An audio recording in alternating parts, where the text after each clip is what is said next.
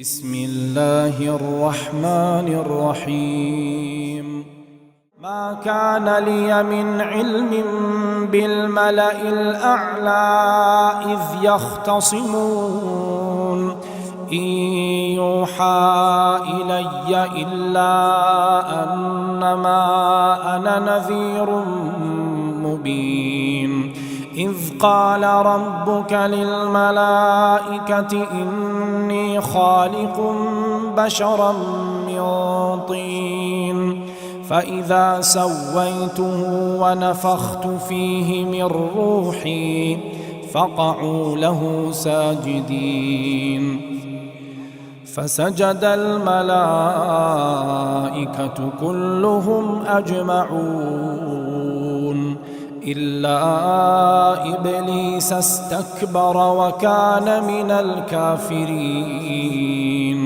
قال يا إبليس ما منعك أن تسجد لما خلقت بيدي أستكبرت أم كنت من العالين. السلام عليكم ورحمة الله وبركاته. ഖുർആൻ പദം 1582 ദിവസത്തിലേക്ക് എല്ലാവരെയും ഹാർദമായി സ്വാഗതം ചെയ്യുന്നു. വിശുദ്ധ ഖുർആനിലെ 38-ാമത്തെ അധ്യായമായ സൂറത്ത് സ്വാദിലെ 69 മുതൽ 75 വരെയുള്ള ആയത്തുകളാണ് ഇന്ന് പഠനവിധേയമാക്കുന്നത്. ക്ലാസ് ആരംഭിക്കുന്നതിനായി ആദരണീയനായ ഡോക്ടർ A.I. വിലായത്തുള്ള സാഹിബിനെ ക്ഷണിക്കുന്നു. അസ്സലാമു അലൈക്കും വറഹ്മത്തുള്ളാഹി വബറകാതുഹു. അഊദു ബില്ലാഹി മിനശ് ശൈത്വാനിർ റജീം. ബിസ്മില്ലാഹിർ റഹ്മാനിർ റഹീം. മാ കാന ലീ മിൻ ഇൽമിൻ ബിൽ മലഇൽ അഅ്ലാ ഇദ് യഖ്തസിമൂൻ ഇൻ യൂഹാ ഇലയ്യ ഇല്ലാ അന്നമാ അന നദീറും മുബീൻ إذ قال ربك للملائكة إني خالق بشرا من طين فإذا سويته ونفخت فيه من روحي فقعوا له ساجدين فسجد الملائكة كلهم أجمعون إلا إبليس استكبر وكان من الكافرين قال يا إبليس ما منعك أن تسجد لما خلقت بيدي أستكبرت أم كنت من العالين صدق الله العلي العظيم.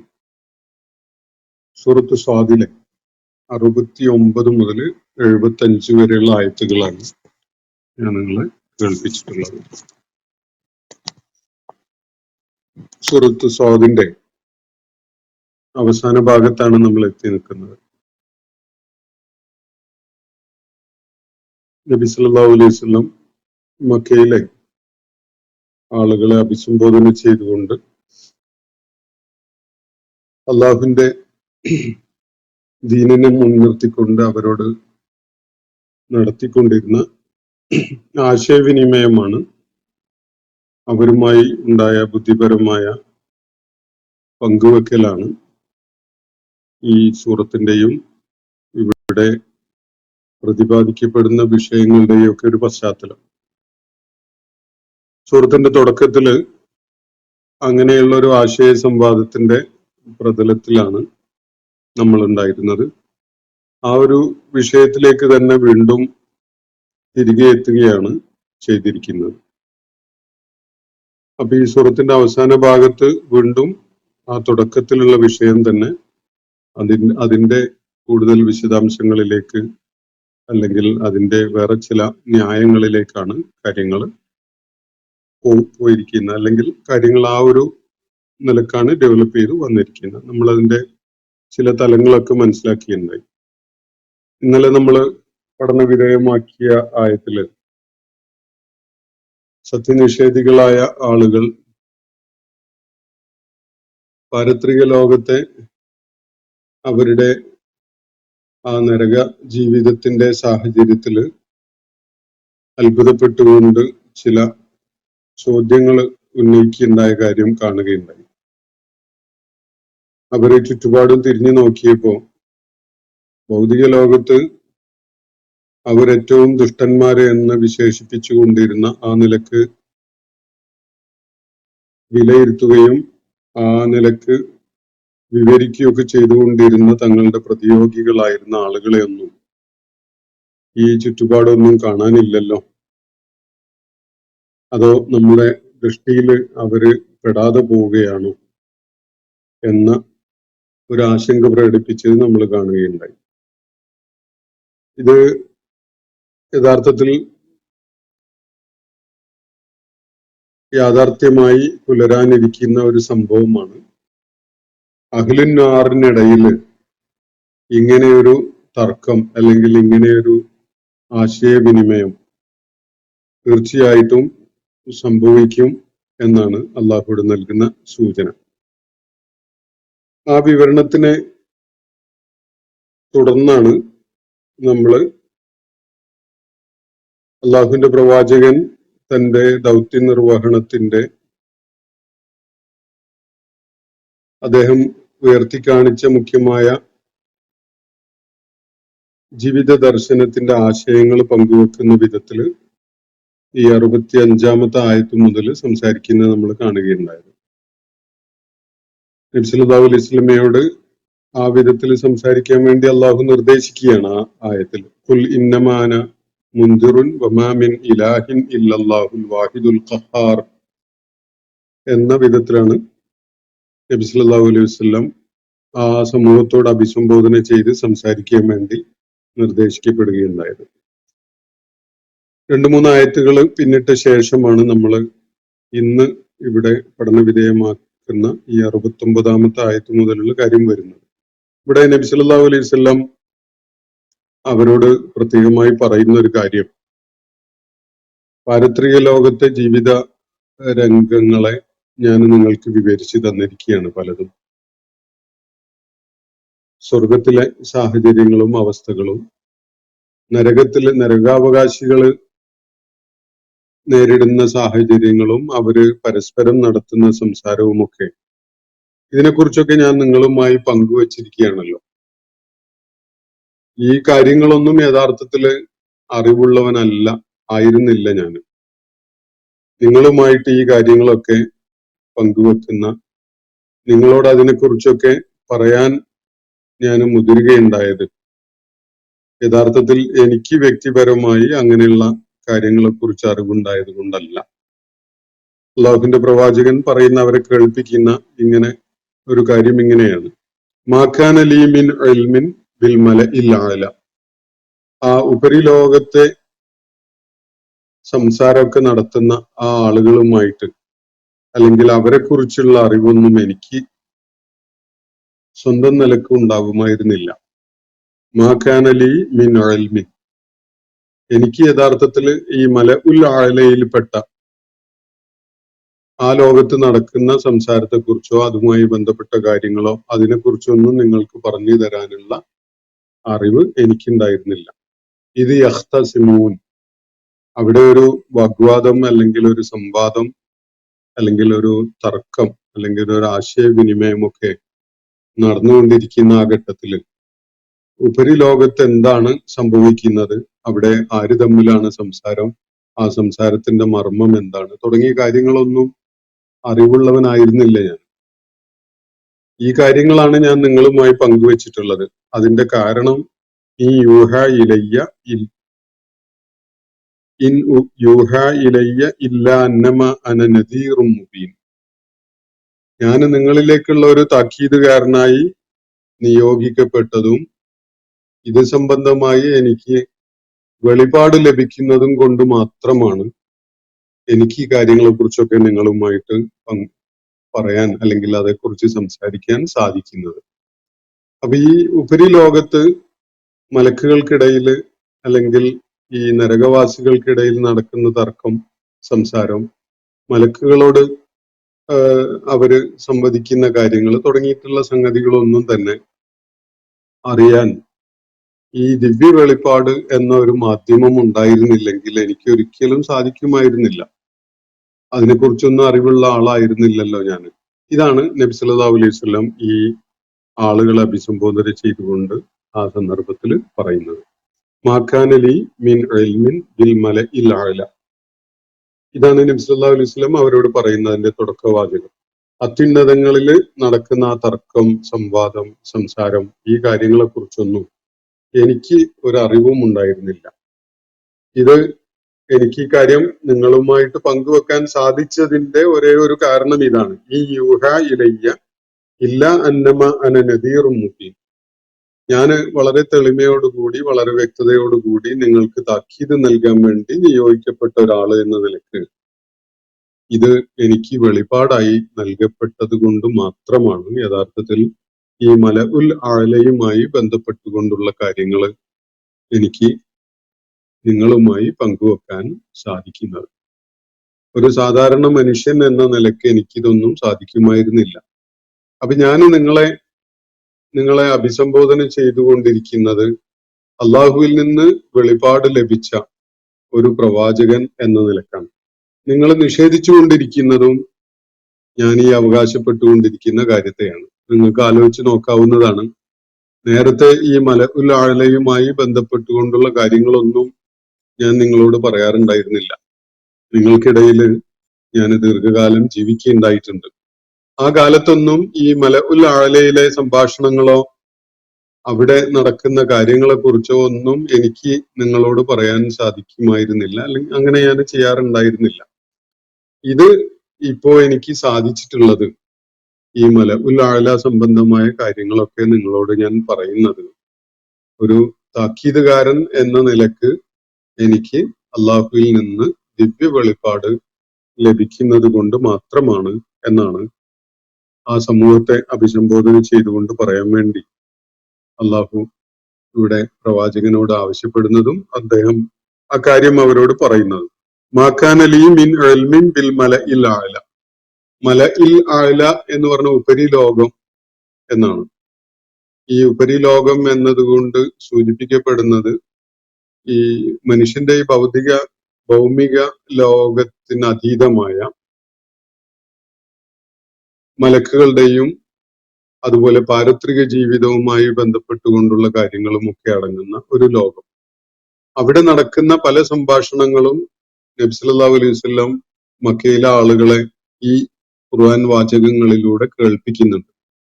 ഇങ്ങനെ കേൾപ്പിക്കാൻ അദ്ദേഹത്തിന് സാധിച്ചത് അദ്ദേഹം വെളിപാട് ലഭിക്കുന്ന ഒരു പ്രവാചകൻ ആണ്, താക്കീതുകാരനായി നിയോഗിക്കപ്പെട്ടിരിക്കുന്ന വെളിപാട് ലഭിക്കുന്ന ഒരാളാണ് എന്നതുകൊണ്ട് മാത്രമാണ് എന്നതാണ് അദ്ദേഹം അവരോടായിട്ട് ഈ സന്ദർഭത്തിൽ പറയുന്നത്.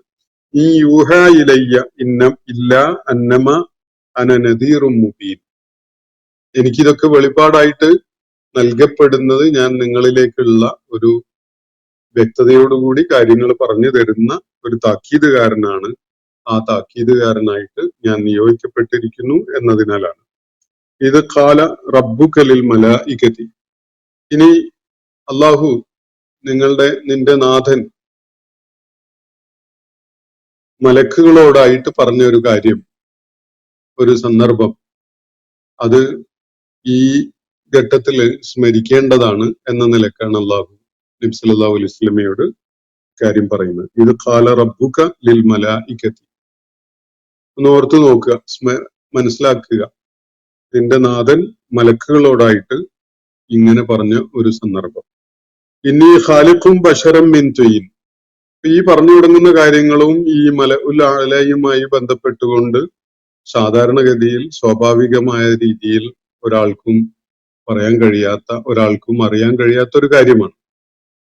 ഇങ്ങനെ ഒരാള്, അതും നിരക്ഷരനായ, വായന ശീലിച്ചിട്ടില്ലാത്ത, വൈജ്ഞാനിക ലോകവുമായിട്ട് ബന്ധം ഇല്ലാത്ത ഒരാൾക്ക് തന്റെ സമൂഹത്തെ അഭിസംബോധന ചെയ്തുകൊണ്ട് ഇത്തരം കാര്യങ്ങൾ പറയാൻ സാധിക്കുക എന്നത് ഒരിക്കലും പ്രായോഗികമായ, ഒരിക്കലും സംഭവ്യമായ ഒരു സംഗതിയേ അല്ല. വെളിപാട് ലഭിച്ച ഒരാള് എന്നുള്ള നിലക്ക് മാത്രമാണ് നബി സല്ലല്ലാഹു അലൈഹി വസല്ലമക്ക് അത് ചെയ്യാൻ കഴിയുന്നത്. ആ നിലക്കാണ് ഇവിടെ അള്ളാഹു ഈ കാര്യം അവരെ കേൾപ്പിക്കാൻ വേണ്ടി നബി സല്ലല്ലാഹു അലൈഹി വസല്ലമയോട് സംസാരിക്കുന്നത്. ഇത് ഖാല റബ്ബുക ലിൽ മലായികതി. നിന്റെ നാഥൻ മലക്കുകളോടായിട്ട് ഇങ്ങനെ പറഞ്ഞ ആ സന്ദർഭം ഉണ്ടല്ലോ. മലക്കുകളും അള്ളാഹു മലക്കുകളോട് നടത്തിയ ആ സംഭാഷണം മലക്കുകൾ അള്ളാഹുവിനോട് തിരികെ നടത്തിയിട്ടുള്ള പ്രതികരണങ്ങൾ, ഈ കാര്യങ്ങളൊക്കെ ജനങ്ങൾക്ക് പറഞ്ഞു കൊടുക്കാൻ കഴിയുന്ന വിധത്തില് നബി സല്ലല്ലാഹു അലൈഹി വസല്ലമക്ക് അതേക്കുറിച്ചൊന്നും ഒരു അറിവും ഉണ്ടായിരുന്നില്ല എന്നതാണ് വസ്തുത.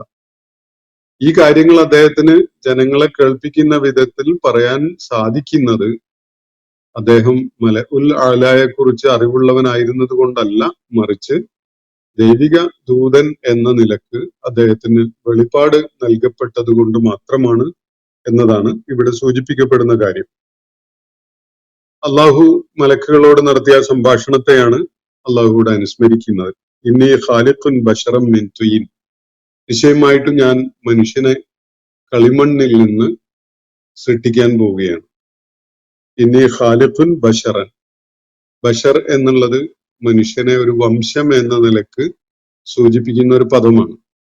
വളരെ തുടക്കഘട്ടത്തിൽ തന്നെ മനുഷ്യന്റെ സൃഷ്ടിപ്പുമായി ബന്ധപ്പെട്ടുകൊണ്ടുള്ള ധാരാളം പരാമർശങ്ങളിൽ അള്ളാഹു ഈ പദം ഉപയോഗിക്കുന്നത് കാണാൻ കഴിയും.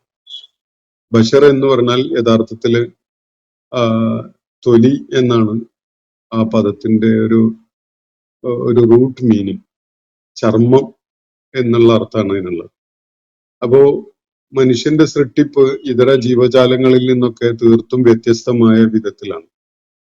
ചർമ്മത്തിന്റെ മേല് ഇടതൂർന്ന രോമങ്ങളോ അല്ലെങ്കിൽ തൂവലോ അതുപോലെ ചെതുമ്പലോ ഒന്നുമില്ലാത്ത ഒരേ ഒരു സൃഷ്ടി മനുഷ്യനാണല്ലോ. മനുഷ്യരുടെ ജീവജാലങ്ങളുടെ കൂട്ടത്തില് ഈ വളരെ പ്ലെയിനായ തൊലി മാത്രമുള്ള, തൊലിയുടെ മുകളിൽ നിറഞ്ഞ രോമങ്ങൾ മൂടിയിട്ടുള്ള മൃഗങ്ങളുടെ രൂപത്തിലോ അല്ലെങ്കിൽ പക്ഷികളുടെ വിധത്തില് തൂവല് കൊണ്ട് കവർ ചെയ്തിട്ടുള്ള വിധത്തിലോ ഒന്നുമല്ല. ആ ഒരു കാര്യമാണ് ബഷർ എന്ന പദം സൂചിപ്പിക്കുന്നത് അതിന്റെ ഭാഷാപരമായി എന്നാണ് മനസ്സിലാക്കാൻ സാധിക്കുന്നത്. അപ്പോ അള്ളാഹുവിടെ നബി സല്ലല്ലാഹു അലൈഹി വസല്ലമയെ കേൾപ്പിക്കുന്ന ഒരു കാര്യം, മലക്കുകളോടായിട്ട് അള്ളാഹു ഇങ്ങനെ പറയുകയുണ്ടായി, ഇന്നി ഖാലിഖുൻ ബശറൻ, ഞാൻ മനുഷ്യവംശത്തെ പടയ്ക്കുകയാണ്, സൃഷ്ടിക്കുകയാണ്, മിൻ തുയിൻ, കളിമണ്ണിൽ നിന്ന്. അപ്പൊ ഈ മനുഷ്യ വംശത്തെ കളിമണ്ണിൽ നിന്ന് അള്ളാഹു സൃഷ്ടിക്കാൻ ഉദ്ദേശിക്കുന്നു എന്ന കാര്യം മലക്കുകളോട് പറഞ്ഞു എന്നത് അള്ളാഹുവിന്റെ പ്രവാചകന് ഈ ദിവ്യ വെളിപ്പാടുകളിലൂടെ അറിയിക്കപ്പെട്ടാലല്ലാതെ മാനത്ത് നോക്കിയാൽ അറിയാൻ കഴിയുന്ന ഒരു കാര്യമല്ല. അല്ലെങ്കിൽ ഏതെങ്കിലും വിജ്ഞാന സ്രോതസ്സുകൾ തപ്പിയെടുത്ത് പറയാൻ കഴിയുന്ന ഒരു വൈജ്ഞാനിക പശ്ചാത്തലമോ അക്ഷരാഭ്യാസമോ ഒന്നും അദ്ദേഹത്തിന് ഉണ്ടായിരുന്നു ഇല്ല. ഇതാണ് വസ്തുത.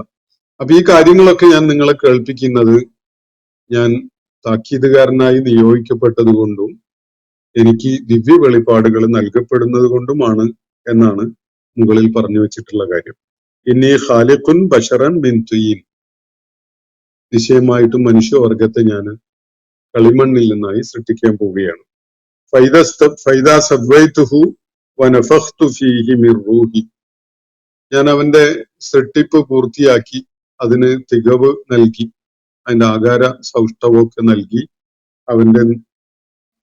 അവനെ പടച്ചുണ്ടാക്കുക എന്നത് പൂർത്തീകരിച്ചു കഴിഞ്ഞാൽ വനഫഖ്തു ഫീഹി മിർ റൂഹി, എന്റെ ആത്മാവിൽ നിന്ന് ഞാൻ അവനിൽ ഊതുകയും ചെയ്താൽ ഫഖഉ ലഹു സാജിദീൻ, നിങ്ങളെല്ലാവരും തന്നെ അവന് സുജൂദ് ചെയ്തുകൊണ്ട് വീഴണം.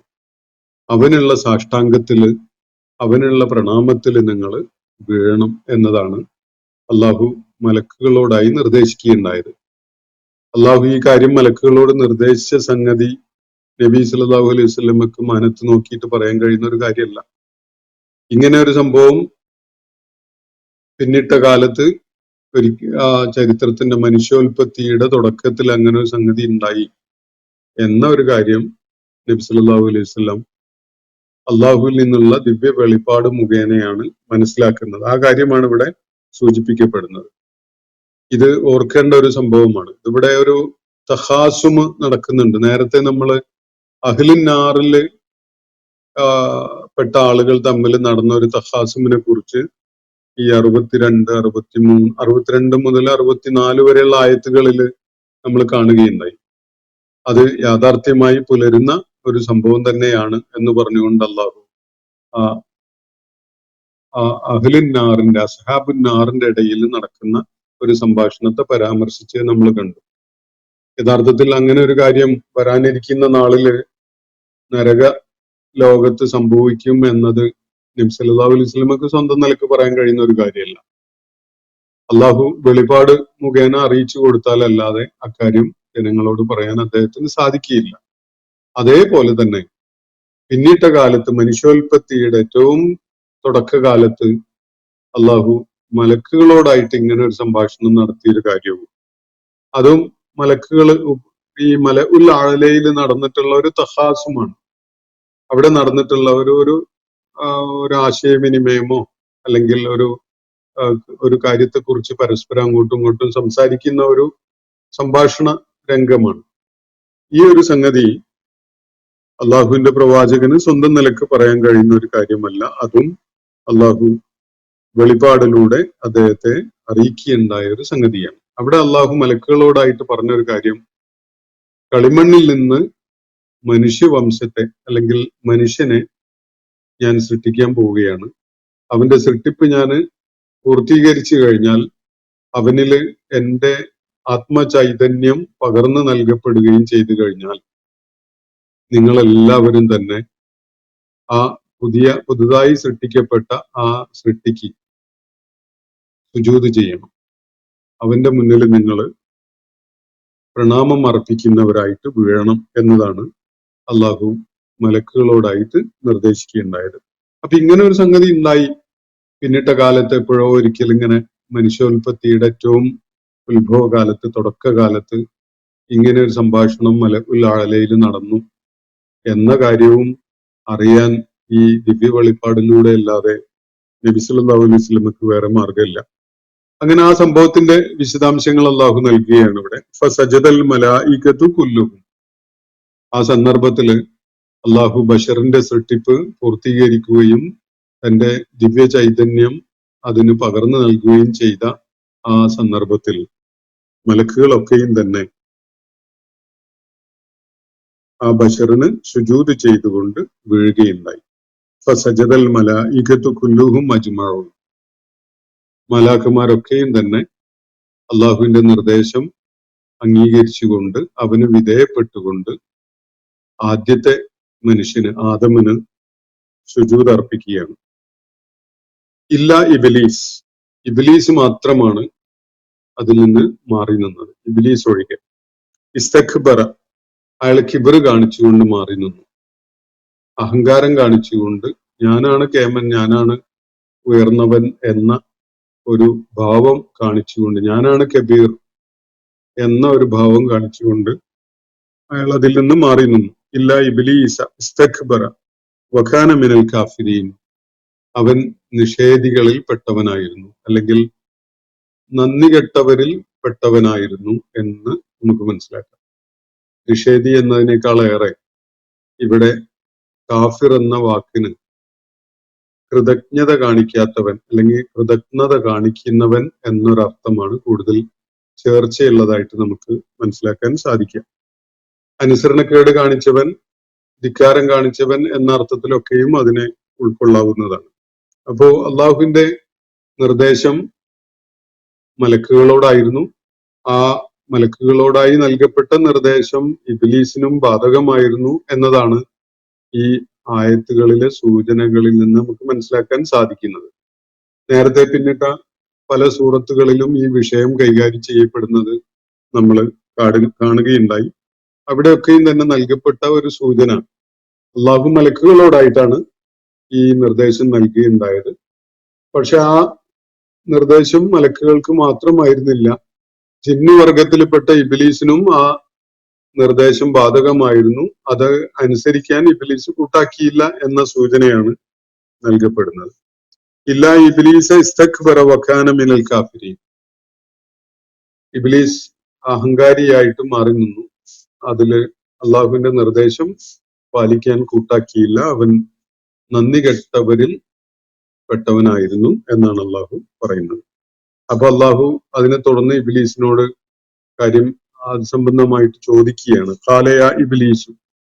ഇബ്ലീസെ എന്ന് വിളിച്ചുകൊണ്ട് തന്നെ, ഇബ്ലീസ് എന്ന വാക്കിന് പരമ നിരാശിതൻ എന്നൊക്കെയാണ് അർത്ഥം. പ്രതീക്ഷയറ്റവൻ, അല്ലെങ്കിൽ യാതൊരു വിധത്തിലുള്ള എന്തെങ്കിലും ആശ ശേഷിക്കാതെ എല്ലാ നിലക്കും പൂർണ്ണമായിട്ട് നിരാശ ബാധിച്ചവനായ ഒരാള് എന്ന അർത്ഥമാണ് ആ പദത്തിനുള്ളത്. അപ്പോ യാ ഇബ്ലീസ് എന്ന് വിളിച്ചിട്ട് അള്ളാഹു ഇബ്ലീസിനോടായിട്ട് ചോദിക്കുകയാണ്, മാ മനാഅക അൻ തസ്ജുദ ലിമ ഖലഖ്തു ബിയദയ്യ. ഞാൻ എൻ്റെ ഇരുകരങ്ങൾ കൊണ്ട് സൃഷ്ടിച്ചവനായ ഈ പുതിയ സൃഷ്ടിപ്പിന് സുജൂദ് ചെയ്യാൻ നീ എന്തുകൊണ്ടാണ് കൂട്ടാക്കാതിരുന്നത്? നിന്നെ തടഞ്ഞത് എന്താണ്? ഇതാണ് ചോദ്യം. മാ മനാഅക, നിന്നെ തടഞ്ഞ കാര്യം എന്താണ്? തസ്ജുദ ലിമ ഖലഖ്തു ബിയദയ്യ, ഞാൻ എൻ്റെ ഇരുകരങ്ങൾ കൊണ്ട് സൃഷ്ടിച്ചവനായ ഈ പുതിയ സൃഷ്ടിപ്പിന്, ആദമിന് അല്ലെങ്കിൽ ബശറിന് സുജൂദ് ചെയ്യാൻ ഞാൻ കൽപ്പിച്ചപ്പോ അത് ചെയ്യാതെ നീ അതിന് കൂട്ടാക്കാതെ നിന്നതിന്റെ കാരണം എന്താണ്? നിന്നെ സുജൂദ് ചെയ്യുന്നതിൽ നിന്ന് തടഞ്ഞ സംഗതി എന്താണ് എന്നതാണ് ചോദ്യം. ഇവിടെ അള്ളാഹു തന്റെ ഇരു കരങ്ങൾ കൊണ്ട് സൃഷ്ടിച്ച കാര്യം ആണ് ഇവിടെ പ്രത്യേകം പറയുന്നത്. യഥാർത്ഥത്തിൽ ഈ അള്ളാഹുവിന്റെ കരങ്ങൾ, അള്ളാഹു നേരിട്ട് സൃഷ്ടിച്ചു തുടങ്ങിയിട്ടുള്ള കാര്യങ്ങളെ നമുക്ക് അതിന്റെ അക്ഷരതലത്തിൽ ഉൾക്കൊണ്ടുകൊണ്ട് മനസ്സിലാക്കുകയല്ലാത്ത വേറെ നിർവാഹമൊന്നുമില്ല. ഇതില് ഏതു വിധത്തിലാണ് അള്ളാഹു ഇത് നടപ്പിലാക്കിയിട്ടുള്ളത് എന്നത് നമുക്ക് ഒരു ഒരു ഒരു വിഷ്വൽ പിക്ചർ മനസ്സിലുണ്ടാക്കി തരിക എന്നത് മാത്രമാണ് ഈ വിവരണം. ആ നിലക്ക് മാത്രമേ നമുക്കത് മനസ്സിലാക്കാൻ സാധിക്കുകയുള്ളൂ. അള്ളാഹുവിന്റെ കൈകൾ, അള്ളാഹു എങ്ങനെ അത് നിർവഹിക്കുന്നു തുടങ്ങിയിട്ടുള്ള കാര്യങ്ങളൊക്കെ, ഇതൊക്കെ നമുക്ക് വിശദീകരിക്കാൻ പറ്റുന്ന ഈ ഭൗതിക ലോകത്തെ ജീവിത സാഹചര്യത്തിൽ നിന്നുകൊണ്ട് അതിന്റെ വിശദാംശങ്ങളെ എക്സ്പ്ലോർ ചെയ്യുക എന്നത് സാധ്യമായൊരു സംഗതിയല്ല.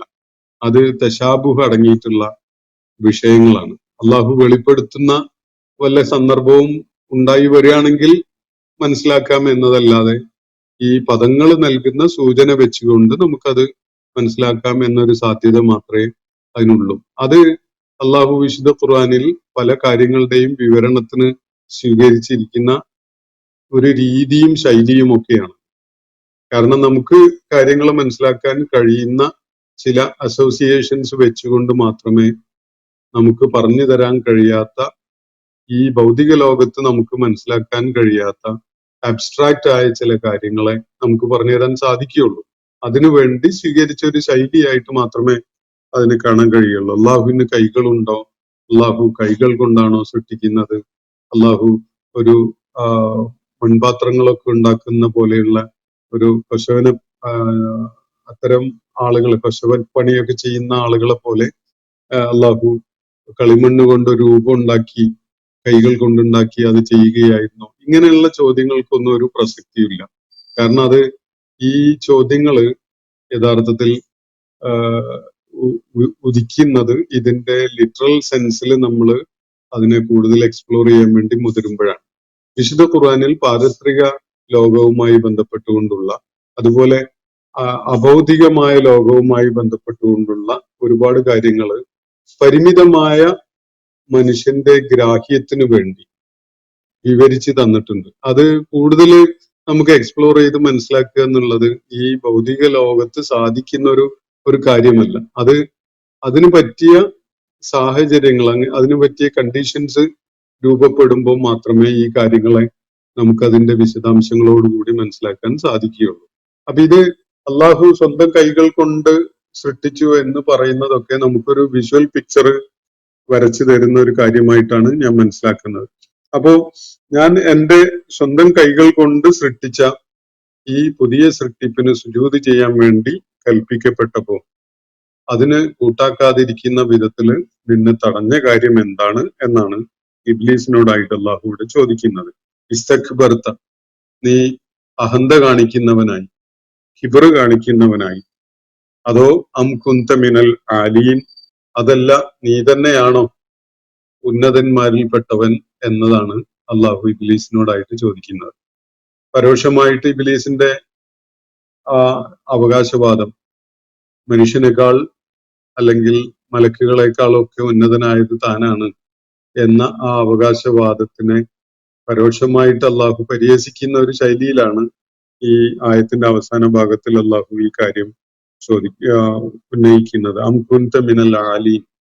രണ്ട് സാധ്യതയാണല്ലോ ഇവിടെ ഉള്ളത്. ഒന്നുകിൽ ഇബ്ലീസ് കിബ്ർ കാണിച്ചുകൊണ്ട് സുജൂദ് ചെയ്യാൻ കൂട്ടാക്കാതിരുന്നു, അതൊരു സാധ്യതയാണ്. വേറൊന്ന്, ഇബ്ലീസ് മനുഷ്യന്റെ മുന്നിൽ, ആദമിന്റെ മുന്നിൽ സുജൂദ് ചെയ്യേണ്ട ആവശ്യമേ ഇല്ലാത്ത വിധത്തിൽ അവൻ അത്രയും ഉന്നതനാണ് എന്നതാണ് ശരി. രണ്ട് സാധ്യതയാണുള്ളത്. ഒന്നുകിൽ ഇബ്ലീസ് മനുഷ്യന് സുജൂദ് ചെയ്യേണ്ട ആവശ്യമേ ഇല്ല, കാരണം ഇബ്ലീസ് അത്രയും ഉന്നതനാണ്, യഥാർത്ഥത്തിൽ തന്നെ ഉന്നതനാണ്. ഇതാണല്ലോ ഒരു സാധ്യത. മറ്റൊന്ന്, ഇബ്ലീസിന്റെ അവസ്ഥയോ സാഹചര്യമോ എന്തോ ആവട്ടെ, ഇബ്ലീസിനോട് അള്ളാഹു ഇവിടെ നിർദ്ദേശിച്ചിട്ടുണ്ടല്ലോ സുജൂദ് ചെയ്യാൻ വേണ്ടി. പക്ഷെ ഇബ്ലീസ് സുജൂദ് ചെയ്യാതിരുന്നത് അവന്റെ കിബ്ർ കാരണമായിട്ടാണ്, അവന്റെ അഹന്ത കാരണമായിട്ടാണ്. അപ്പൊ ഈ രണ്ട് സാധ്യതകളാണ് ഈ കാര്യത്തിൽ ഉള്ളത്. അപ്പൊ ഇതേക്കുറിച്ചാണ് അള്ളാഹു ഇബ്ലീസിനോട് ചോദിക്കുന്നത്, എന്താണ് സുജൂദ് ചെയ്യുന്നതിൽ നിന്ന് നിന്നെ തടഞ്ഞ കാര്യം? നീ കിബ്ർ കാണിച്ചതാണോ, അതല്ല നീ തന്നെയാണോ അത്യുന്നതന്മാരിൽപ്പെട്ടവൻ? ഈ ഒരു ചോദ്യമാണ് ഇബ്ലീസിനോടായിട്ട് അള്ളാഹു ചോദിക്കുന്നത്. ഇതേ കാര്യം വ്യത്യസ്തമായ രീതിയിൽ അള്ളാഹു ഇബ്ലീസിനോട് ചോദിച്ച സംഗതി വിശുദ്ധ ഖുർആനിൽ വേറെ പലയിടത്തും വിവരിക്കപ്പെടുന്നുണ്ട്. ഈ അവസാനത്തിലുള്ള ഭാഗം അം കുൻത മിനൽ ആലീൻ എന്ന വിധത്തിലുള്ള എലിമെന്റ്സ് ഒന്നും ഇല്ലാതെ ഇതേ ചോദ്യം വേറെ ഇടങ്ങളിൽ ചോദിക്കുന്ന നമുക്ക് കാണാൻ സാധിക്കും. അപ്പോ ഇന്നത്തെ സെഷൻ ഞാൻ ഇവിടെ അവസാനിപ്പിക്കുകയാണ്. ഈ എപ്പിസോഡിന്റെ വിവരണം ഇവിടെ പൂർത്തിയായിട്ടില്ല. തുടർന്നുള്ള ആയത്തുകളിൽ അതിന്റെ കൂടുതൽ വിശദാംശങ്ങൾ വരുന്നുണ്ട്. ഇന്ന് നമ്മൾ പഠന വിധേയമാക്കിയിട്ടുള്ളത് സൂറത്ത് സ്വാദിലെ 69 മുതൽ 75 വരെയുള്ള ആയത്തുകളാണ്. നബി സല്ലല്ലാഹു അലൈഹി വസല്ലമയോട് അള്ളാഹു ഈ മലഉൽ അഅലായിലുള്ള സംഭവങ്ങളും അതിഭൗതിക ലോകത്ത് അരങ്ങേറിയ കാര്യങ്ങളും ഒക്കെയായി ബന്ധപ്പെട്ട സംഗതികൾ ഞാൻ നിങ്ങൾക്ക് പറഞ്ഞു തരുന്നത് താക്കീതുകാരനായി ഞാൻ നിയോഗിക്കപ്പെട്ടത് കൊണ്ടും എനിക്ക് ദിവ്യ വെളിപാടുകൾ നൽകപ്പെടുന്നത് കൊണ്ടും മാത്രമാണ് എന്ന ഒരു കാര്യം ഈ അഭിസംബോധന ചെയ്യപ്പെടുന്ന സമൂഹത്തോട് പങ്കുവെക്കാനാണ് അള്ളാഹുവിടെ നിർദ്ദേശിച്ചിട്ടുള്ളത്. അതുമായി ബന്ധപ്പെട്ടുകൊണ്ടുള്ള കാര്യങ്ങളാണ് ഇവിടെ വിവരിക്കപ്പെടുകയും ചെയ്തിട്ടുള്ളത്. അതിന്റെ കൂടുതൽ വിശദാംശങ്ങൾ തുടർന്നുള്ള ആയത്തുകളിൽ വരുന്നുണ്ട്. ഇൻഷാ അല്ലാഹ് നമുക്ക് ആയത്തുകൾ പഠന വിധേയമാക്കുമ്പോൾ ആ വിശദാംശങ്ങൾ മനസ്സിലാക്കുകയും ചെയ്യാം. അള്ളാഹു നമ്മെ എല്ലാവരെയും അനുഗ്രഹിക്കുമാറാവട്ടെ. വാഖിർ ദഅവാന അനിൽ ഹംദുലില്ലാഹി റബ്ബിൽ ആലമീൻ. അസ്സലാമു അലൈക്കും വറഹ്മത്തുള്ളാഹി വബറകാതുഹു.